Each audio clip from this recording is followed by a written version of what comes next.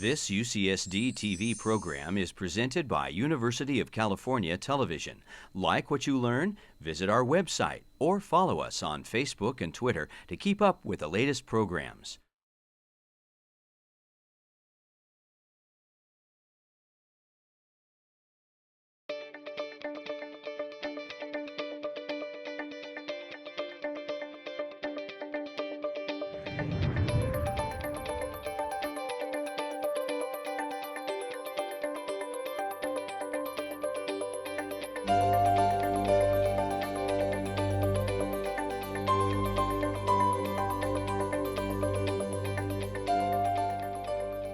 I'm going to give you kind of a broad overview about, from my perspective, measurement and some of the important healthy benefits of vitamin D. And I already told you what my conflict of interests were, but not really for this presentation. So I thought I'd bring you initially a case. And that is, here's a 7-month-old female, muscle weakness, seizures, her calcium is half normal, and got a lot of publicity in Boston, because it turns out it's the first lowland gorilla born in captivity to mom at the Franklin Zoo and about to die. Talking about measurement, they actually had a pediatrician come in, evaluated the infant, decided that maybe it had rickets, so gave 400 units, and it didn't do any good. And so concluded the infant had some rare genetic disorder and wished the caretaker good luck. Well, the infant's complaining to mom. Dad's upset. He knows his daughter's in deep trouble. Have you ever wondered what he was really trying to say?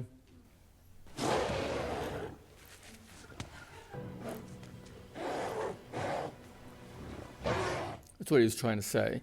So indeed, that's what they did. They got to call me, and I got to see the infant. And the infant has classic wide epiphyseal plates. So talk about a measurement. Here's a classic skeletal measurement for rickets. And how do you treat aggressively? So I gave this infant 5,000 units of vitamin D a day, and the infant's feeling great. In fact, I was the guest of honor for her first birthday. But what's the message here?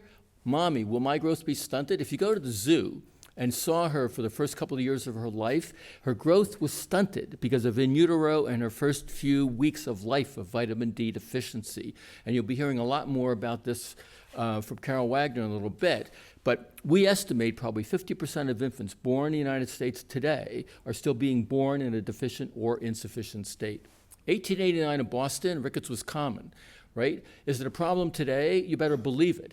Indeed, we see on average 12 cases a year at our hospital. And again, talking about measurement. I mean, you don't need a 20-hydroxy-D to tell you that infant is vitamin D deficient. And indeed, the problem is this, that you're going to be hearing about more from Carol, that yes, docs have been telling patients to give your infant human breast milk as a sole source of nutrition. As you've heard, there's essentially no vitamin D in human breast milk unless you give them an adequate amount of vitamin D that you heard from Dr. Hollis yesterday, and you'll be hearing from Dr. Wagner today. And so we did a study. I went to our neonatologist. I said, I'll bet you that your pregnant women are vitamin D deficient. And her response was instantaneous. Get out of my office, Hollick.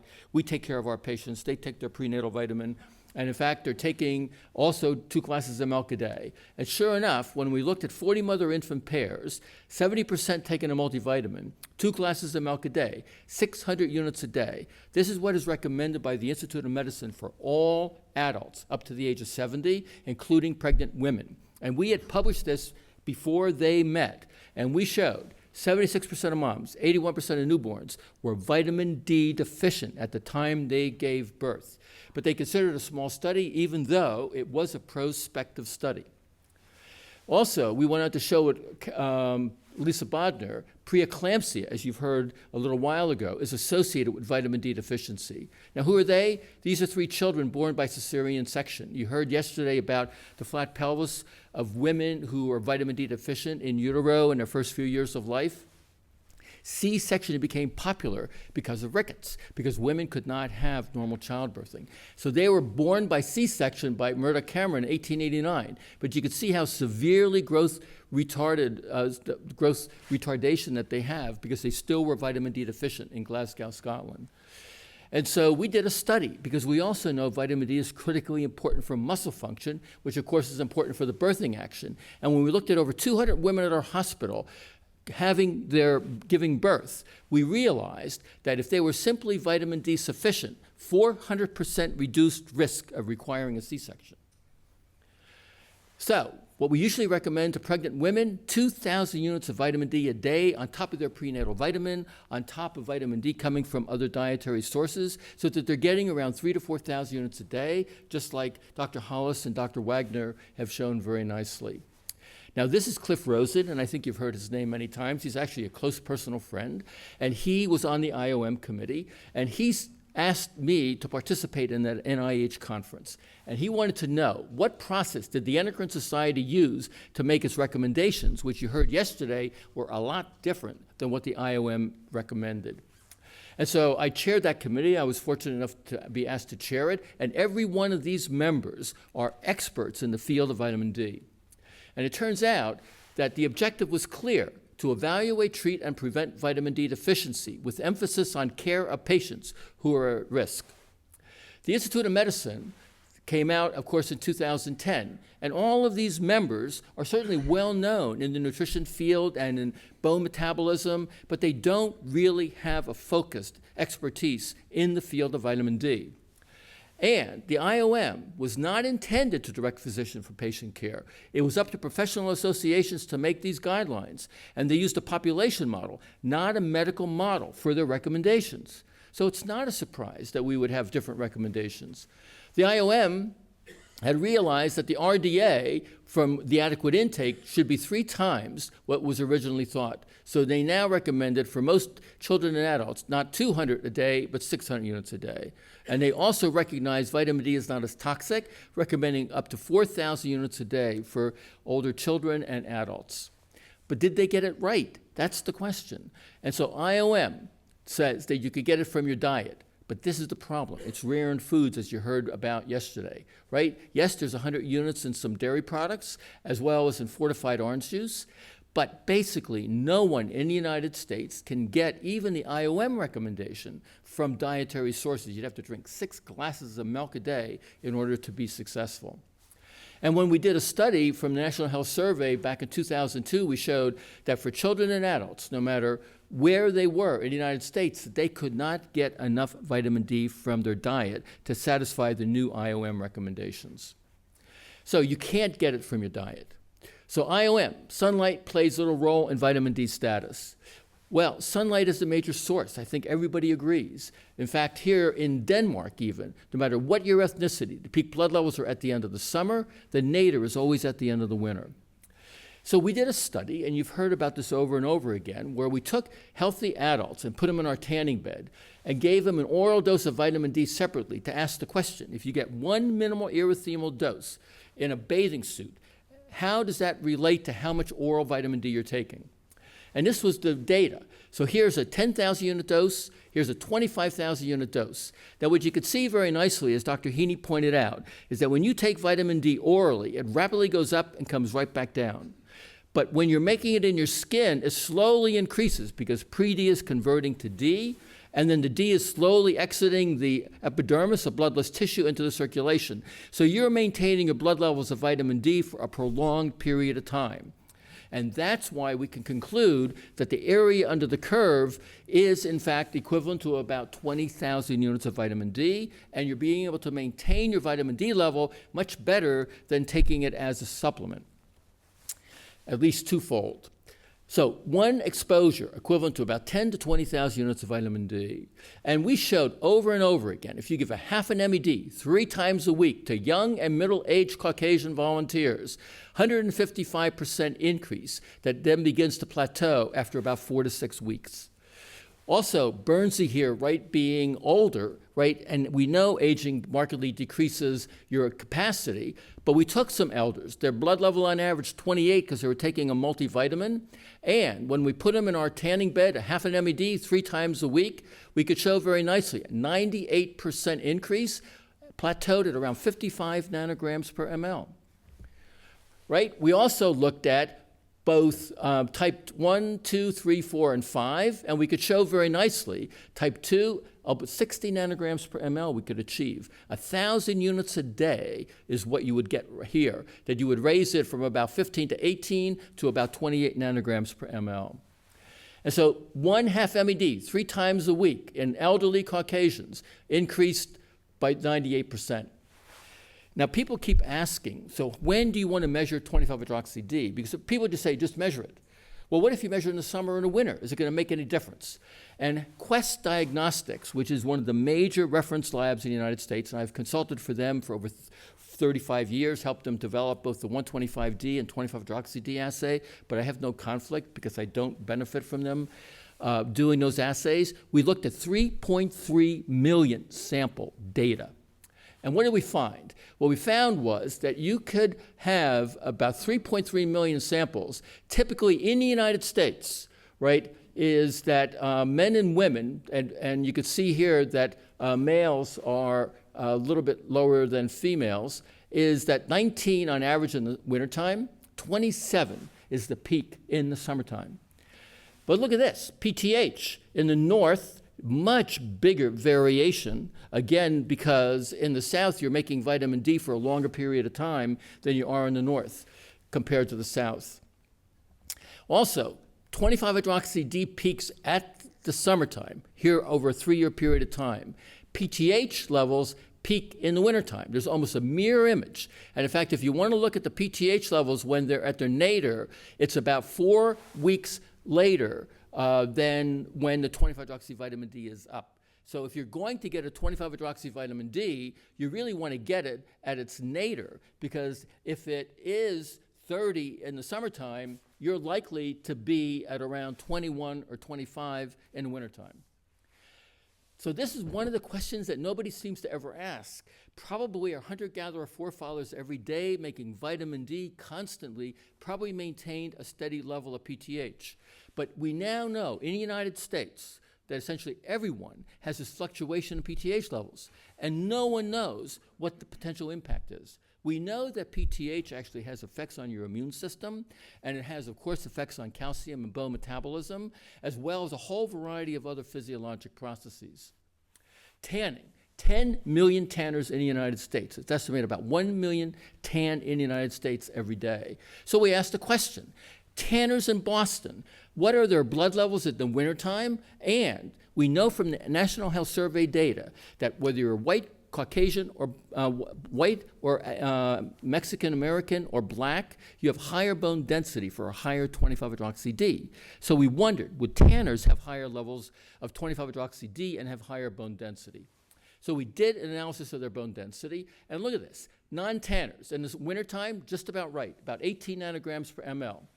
Tanners, usually going to a tanning bed maybe once a week, average 48 nanograms per ml. When we looked at their bone density, we showed very nicely that they had a statistically significant increase in their femoral neck bone density, just based on their higher blood level of 25-hydroxy vitamin D. So how do you know your vitamin D status? Well, we know, of course, you want to measure 25-hydroxy-D, and you never want to order the active form because it tells you nothing about vitamin D status. It's normal or elevated in a vitamin D deficient state. Why? It circulates at 1,000 times less concentration. As you heard from Dr. Heaney, the half-life is very short, only 2 to 4 hours. And also, PTH, as it's going up, it's telling the kidneys to activate more vitamin D.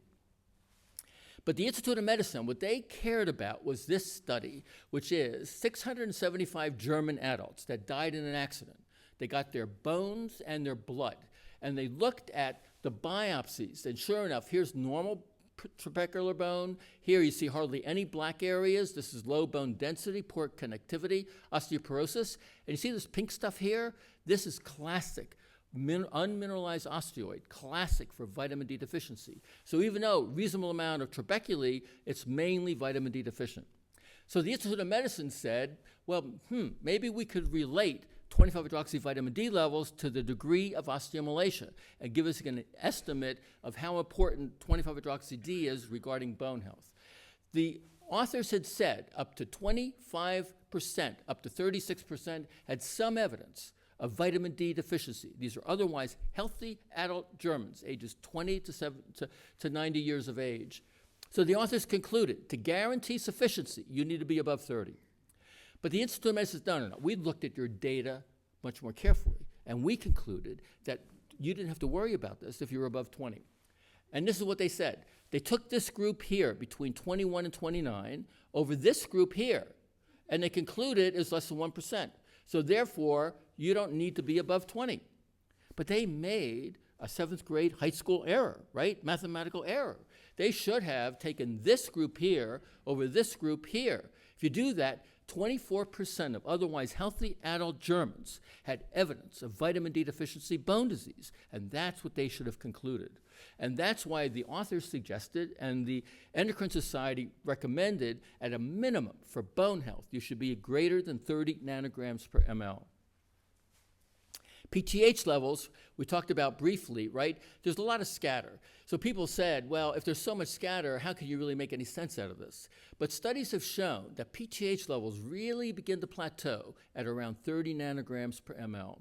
We did a study throughout the entire United States in postmenopausal women, and these are within standard error of the mean levels, right? So these are very tight levels of 1,500 women. Again, around 30 nanograms per ml plateaus. And we went on to show if you're at 21, you have a 3 times higher risk of having secondary hyperparathyroidism than if you're above 30. So all of this information that was gathered, the Endocrine Practice Guidelines Committee recommended at a minimum for bone health, your blood level should be above 30 nanograms per ml. But because of the variability in the assays that are out there, to guarantee sufficiency, we thought a good range was minimum 40 up to 60 is really quite reasonable, but 100 is certainly perfectly safe. Indeed, you've heard this over and over again, is that Maasai warriors, and we've done a study now in African children, found exactly the same thing. On average, their levels are about 40 to 50 nanograms per ml. Is vitamin D deficiency a health issue? You've already heard this very nicely from Dr. Gorman, right? But here is a study that I worked with Clifford Rosen up in Bangor, Maine. Young white girls taking a Flintstone vitamin, 2 glasses of milk a day, 600 units a day.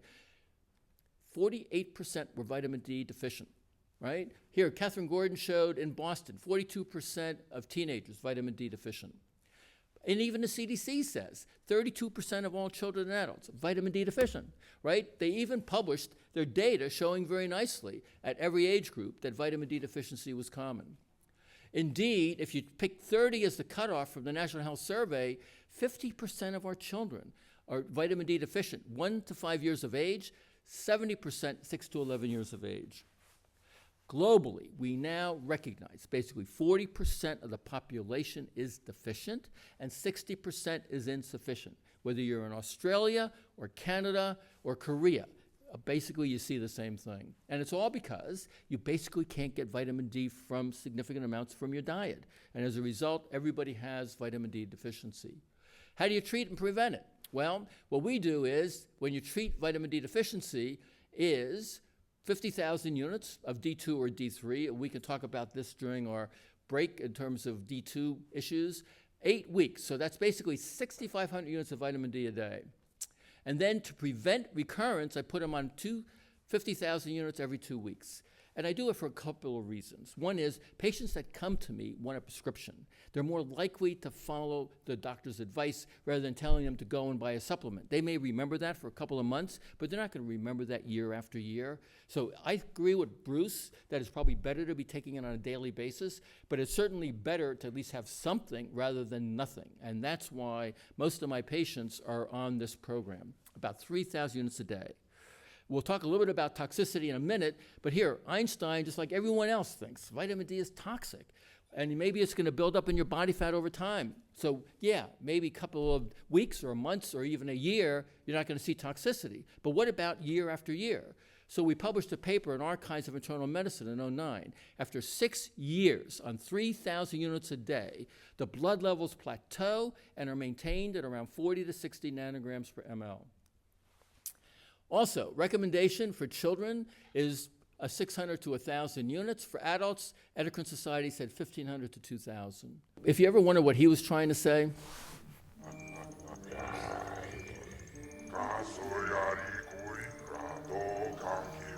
that's a real problem, right? And so here, Barney's even amazed to hear this, right? And reason is that vitamin D is fat soluble and it gets incorporated in your body fat. And as a result, the higher your BMI, lower is your vitamin D status. And we and others have shown very nicely that there's lots of vitamin D in your fat. If you take obese people, give them an oral dose or put them in a tanning bed, compared to an obese person, normal weight versus an obese person, about a 55% reduction just in the blood level of vitamin D. And this study out of Pure North shows very nicely, if you look at, say, the 40 nanogram cutoff for underweight, overweight, and obese, that here 2,000 units a day will get you to 40 if you're normal weight. You need at least 6,000 if you're obese. And so the conclusion of this study of over several thousand people, 2.5 to 3 times more vitamin D if you have a BMI of greater than 30 to satisfy your vitamin D requirement. And it's no question that it's there. We and others have shown very nicely that vitamin D is certainly in your body fat. So obese people need 2 to 3 times more. Now, I'm not sure what he's thinking about here, but I tell you what, do you know why vitamin D is so regulated and so considered to be so toxic? You had heard already from John Cannell yesterday that yes, patients with rheumatoid arthritis were treated with hundreds of thousands of units of vitamin D. They became toxic. And because now this huge amount was in the body fat and being released, they remained toxic for years. But it was this observation that really got everybody's attention. Before 1950, even in England, custard was fortified with vitamin D. And in Chicago, hot dogs fortified with vitamin D. Everything in the world was being fortified with vitamin D because it was thought to be kind of this miracle nutrient. And then in the 1950s, all of a sudden there appeared infants with high blood calcium, altered faces, mental retardation, heart problems. And so now there was hysteria. And so now the experts wanted to find out what was the reason. So the legislative body brought in the experts, and they looked at the literature. They had not a clue what this could be. And so they decided that if you give pregnant rats intoxicating doses of vitamin D, guess what? They have high blood calcium in their pups, funny altered faces, heart problems. They couldn't figure out if they were mentally retarded. And it turns out that the experts concluded that the outbreak was due to overfortification of milk with vitamin D. They had no evidence for this, but they assumed this based on that rodent data. So Europe banned all vitamin D fortification in dairy and all products. In England, you cannot put vitamin D in a skin cream. It is against the law still today. It's likely, though, that what they had was Williams syndrome. It's a rare genetic disorder. Curiously, they have elfin faces, and they have heart problems, they have mild retardation, and guess what? They have a hypersensitivity to vitamin D, causing hypercalcemia. We know that this is the likely cause, but no one in Europe is still taking this seriously and thinking about changing the health recommendations in most of European countries. So vitamin D fortification continues to be a major issue in many countries around the world. So what about deintoxication? It turns out, like you've heard before, up to 10,000 units is perfectly safe. And many have shown this. But this study coming out of Pure North, I think, says it very nicely. And that is, here, 15,000 units a day, 20,000 units a day. If you think 20-hydroxy-D levels on average of about 60, right, with the upper limit certainly being 100, you need to take huge amounts of vitamin D to get above 100. So that conversation that we had yesterday about being 100 to 200 is really very difficult to get there. And these data really show very nicely what happens when you increase your vitamin D intake, and that no way will you become toxic. But this is the other issue, right? You've heard about the mortality issue and a very nice study from Cedric, right? And here a study out of Germany showed, again, 25% reduction in all-cause mortality with the higher blood levels of 25-hydroxy-D. And you already saw this from Cedric Garland's work. But the IOM said, wait a second, we agree, if you're vitamin D deficient, that you are at increased risk for mortality. But there's this J-curve. When you get around 30 nanograms per ml, we say that you now have an increased risk. Well, we went back and looked at some of this data, and this is one of the papers that they actually quoted as part of that data set. And guess what? The authors suggested actually lower risk for mortality up to 49 nanograms per ml, and only greater in 50 nanograms per ml for mortality in women, right? That's a lot different than what the IOM concluded. But this is really what you need to ask. Who is having a blood level 3 or 4 years ago of greater than 50? There has to be a reason, right? They're not simply all of a sudden having a light turned on saying they're taking lots of vitamin D and they're now capturing this group. Most likely they're being treated for vitamin D deficiency and maybe taking mega doses of other stuff. How can you figure that out?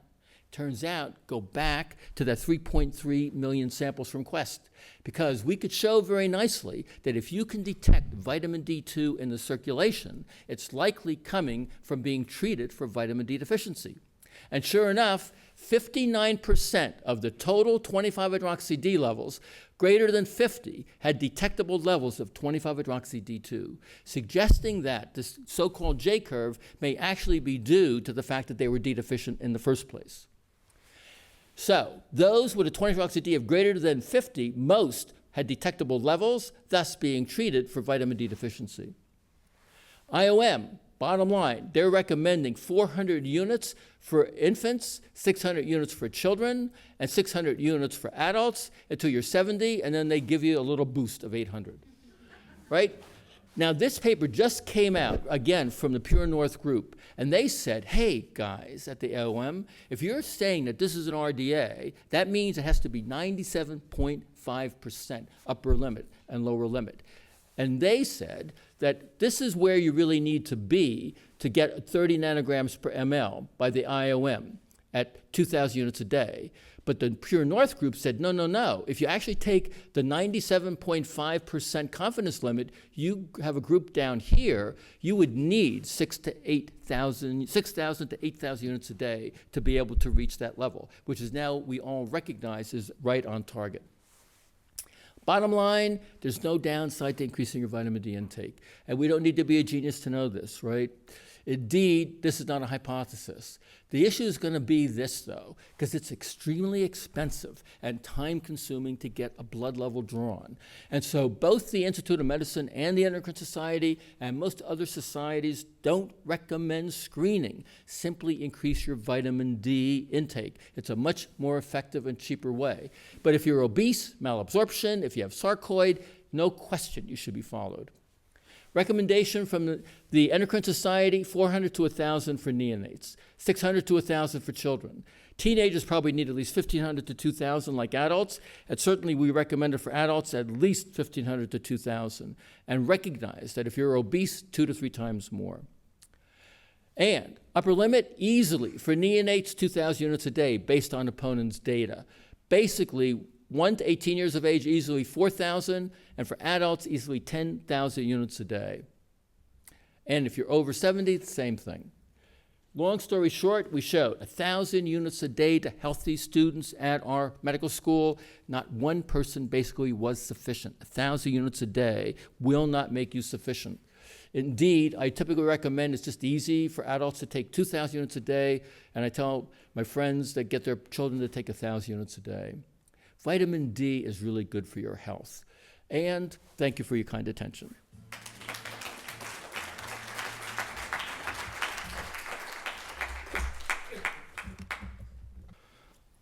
Carol Baggerly asked me to do another short presentation on measurement after she had put me on the website. In a way, she made me an offer I could not refuse, I guess. So this time, I think it's essential to look again at the disclosures, since 2 of these companies are manufacturers of tanning beds.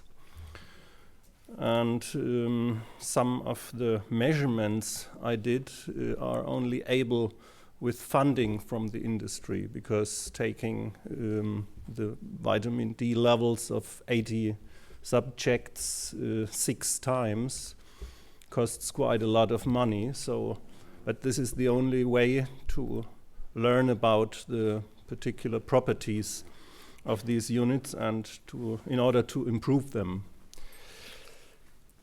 So, why is it important to measure? There are a lot of words around, for example, full spectrum. Have you ever stumbled across the full spectrum lamps? Who has full spectrum lamps in use? In the office, for example. So some of you. For that reason, I want to start with an example which focuses on sunlight, on the spectral measurement of sunlight. Here we have a spectral distribution which is kind of typical for direct sunlight. We see the color temperature. The CCT stands for correlated color temperature, which means we have glowing bodies which give off a kind of thermal spectrum, light from heat, and this is the case in the sun. So with sunlight we have the correlated color temperature of 5,200 or 5,500 Kelvin equals the real physical temperature of this glowing body. And by the way, the color rendering index of sunlight is 99. It's an index, it's not percent, but it's a value of 99 from 100. So yesterday we saw this spectral distribution curve of sunlight, and when we put these two curves together, we find it's somehow identical, or it's at least similar. And just to give you an idea what is possible today in terms of spectrum analysis or measuring the quality of sunlight, I want to show you this slide. And do you have any idea what this slide could represent?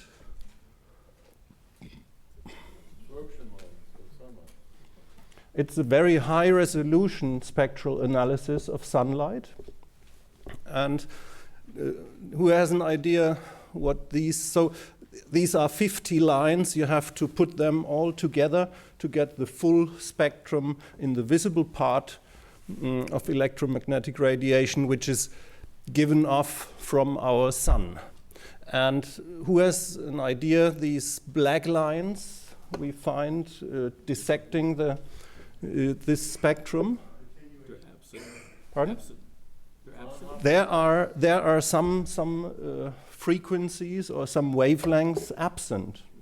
So these black lines, they are called Fraunhofer lines, according to the optician, the famous German optician Joseph von Fraunhofer.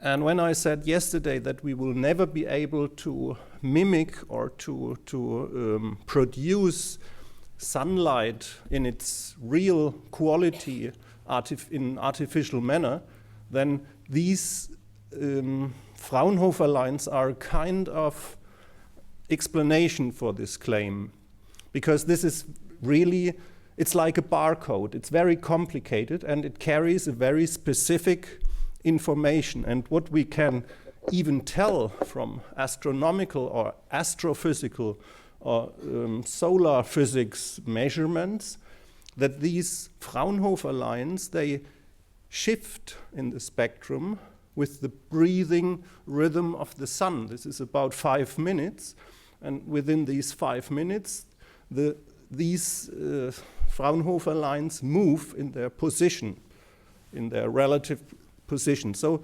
this information can never be produced artificially. Just one suggestion: when you think about what Dr. Hallig told us yesterday, that sunlight was known in the 1920s and 30s to cure more than 165 different diseases. And we had kind of hyperactivities and hypoactivities. And what these doctors from 80 years ago had to learn, that sunlight balances the situation in the body.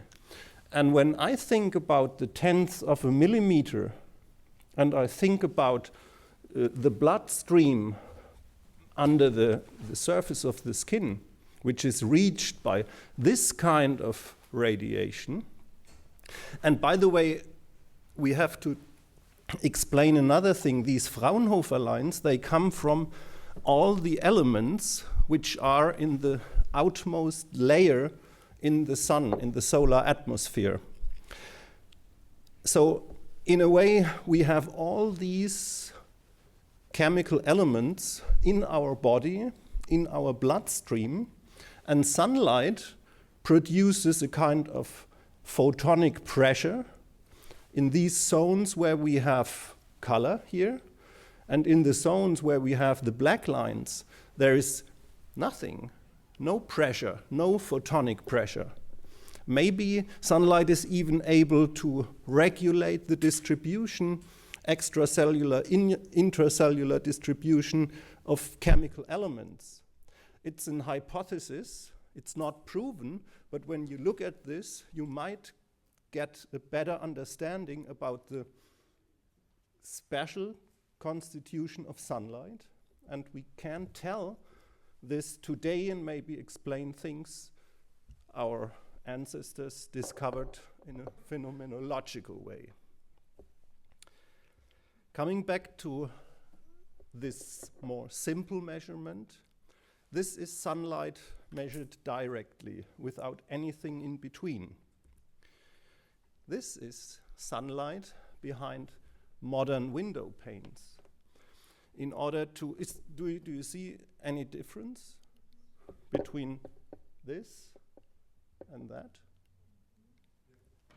Here in the in the red and in the near infrared part of the spectrum, we have some filtering which comes from the window technology, because when the architects don't use this kind of window technology, the building will heat up much more, so they need more energy for cooling purposes. So everything in the lighting industry and daylight technology seems to be driven by energy efficiency ideas. And now I will come to this particular spectrum. This is a so-called full spectrum fluorescent lamp spectrum. We can see a kind of similar correlated color temperature, but it comes from a cold light source.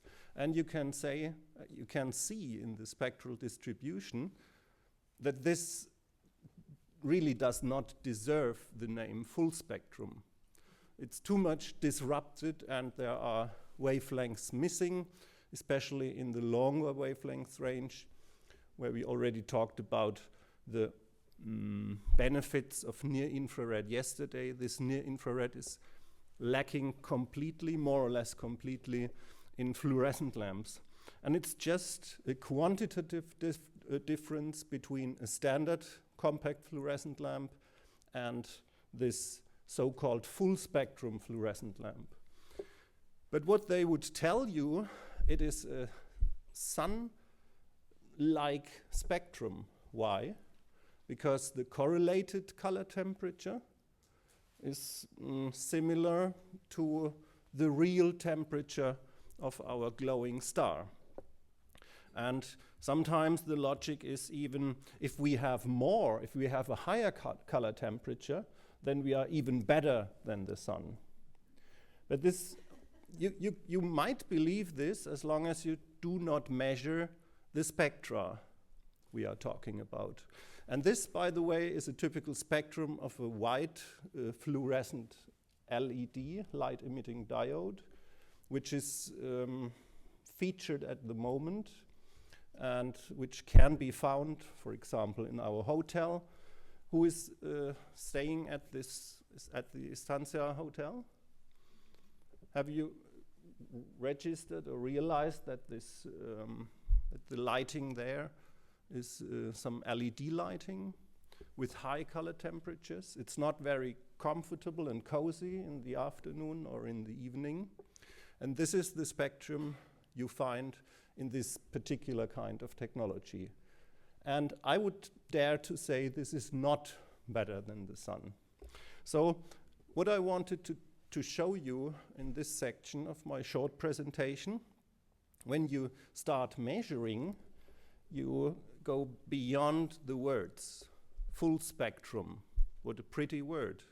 But as long as you didn't measure, you will never understand what lies behind. Coming now to the measurement of blood levels of vitamin D. The measurements enable us to make research, for example, in order to improve the technology in artificial insolation or for producing artificial sunlight, artificial UV and probably fuller spectrum light. And for me as a physician, I see patients, and when I draw blood from a patient of mine, especially if it's a chronic patient, then I take the vitamin D levels in order to monitor how the patients react if I administer vitamin D orally. I really want to know, but I run a private practice, so I don't have to look at the financial aspects.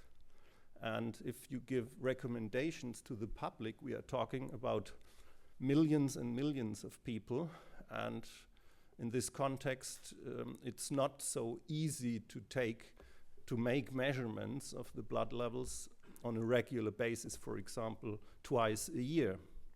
But I think this is, for me as a physician, it's just part of being precise, that I control what the intervention will result in my individual cases. So here, this is a word I like very much. It's the civilizational anhiliosis. It's the lack of sunlight caused by civilization. And this is kind of optimal prophylaxis of the civilizational anhiliosis, but who is able to practice this kind of prevention? Would you please raise your hands? High noon, every day, because regular exposure is better than intermittent exposure. So who is able to practice it in a proper way? 5% in the audience maybe. This might be a problem.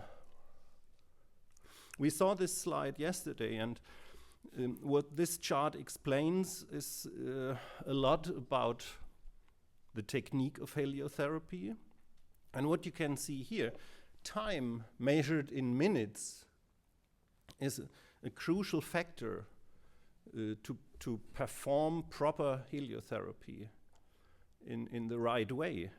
Because this patient needs a blanket, and this blanket has to be moved from the feet up to the upper parts of the body in a timeline of 5 minutes. Every 5 minutes you have to shift or pull up the blanket a little bit more. So for proper heliotherapy, the most important measurement under the sun is to measure the time. And we heard that avoiding a sunburn, avoiding overdosage is essential. And when we look at different effects of sunlight, it acts upon the body, but it as well acts upon mind and soul. So the mind starts wandering, you feel cozy, you feel comfortable, you start kind of dreaming, you go into a theta rhythm in your brain, and suddenly you go into the delta rhythm of your brain. What does this mean? You fall asleep. So many of the sunburn cases come from falling asleep in the sun. So don't fall asleep. A smartphone is not resistant to sunlight. It will heat up. I experienced myself that my smartphone switched off before it could alert me that the time is over. thankfully, I have an inner clock I can rely upon, as long as I didn't travel to the US in the 6 weeks before. But now it's not a problem because we have winter in Germany. No risk. My circadian rhythms, at least, are not travel-proof. So I come to the last part of my measurement presentation, talking about technologies which automatically provide the right dose and stop when the time is over. Here is a publication, a paper on the effect of small suberythemal doses in a medical ultraviolet cabinet. But medical cabinets are not limited in output, so it's clear that they can help to build up vitamin D. But they are not available to the public, not freely available. These are not over-the-counter units. So here is a paper published in 2012. So this was before we had the regulation in the European Union, which limits the fluence, the energy density, the energy output of the tanning beds to 0.3 watts per square meter. So the question has to be raised, do these limitations in output performance have a negative impact on the potential to build up vitamin D? Here we see this paper which has been examining a commercial tanning bed which was not restricted in output that much than we compared to those we have to use today. We have an energy density of 375 to 525 joule per square meter, and this was a single exposure, and the mean increase was about 1.8 nanograms per milliliter, which is not much, but you at least can prevent the vitamin D level from decreasing. And here I would like to present some numbers from a trial I performed last year. The data you saw from Dr. Hollig before may be difficult to achieve nowadays because, as I said, nowadays we have different conditions. We have much lower output of the units. But what we can see here, in the interventional group, the vitamin D level rose from about 16 nanograms per milliliter to nearly 26 after 16 treatments. Here you see the changes in percent compared to baseline. And here we asked our subjects, do they tan regularly, sometimes, only rarely, or never? And what you can tell from this chart is that the never tanners, they had a value around 12.5 nanograms per milliliter, and nearly double the amount was found in the regular tanning group. So we applied a total dose which lay in between the 375 and 525. We applied independent from the skin type here for 4 treatments, 460 joule per square meter. And to make, I learned from you, Paul, from your presentation yesterday, I just changed the logic of sorting these data. You can say that those with the lowest levels at baseline, these are the blue blocks, they had the highest benefit in terms of increase in vitamin D. This was after 4 treatments with around 100 joule per square meter each. But what is interesting to me, when we look at those with a higher level,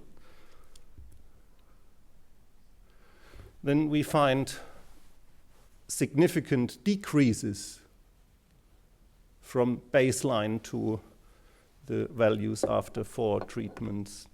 And I asked Dr. Hollig this morning if he has any explanation, and you hadn't. I have not. But this slide with these examples is good for highlighting again how important measurement in fact is.